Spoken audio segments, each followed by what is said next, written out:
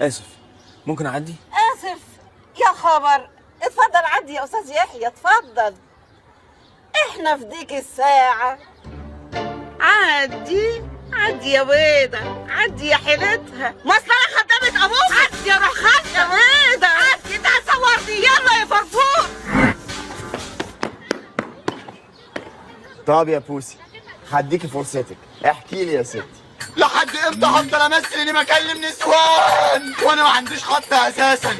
ونيفين اللي شبه الدولاب هي الوحيده اللي بتعبرني.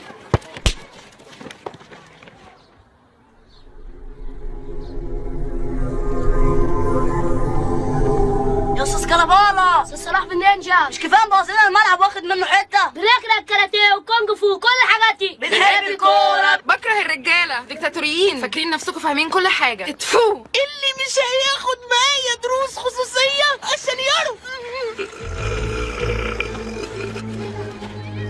ذاك يا حمار، لو خليت الملعب كله كورة وطردت يحيى خالص وزرعت الملعب نجيلة، العيال هتتبسط وهنعمل نشاط في الصيف، فحملة الدعاية تكون شتا وصيف والفلوس تبقى شتا وصيف.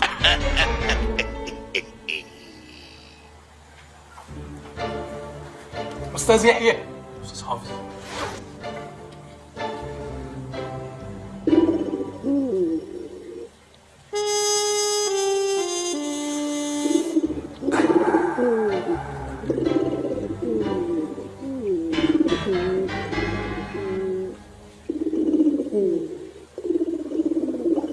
ايه يا استاذ يحيى؟ فين؟ ايه؟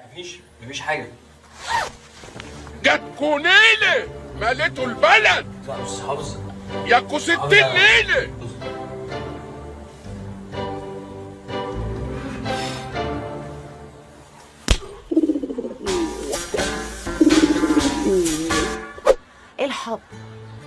الحب يا يحيى هو اللي رجعني تاني.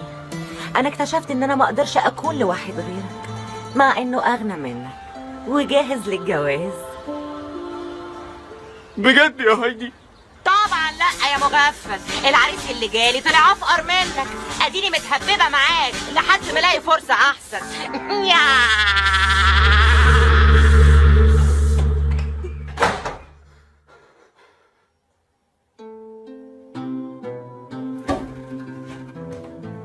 يحيى، منى،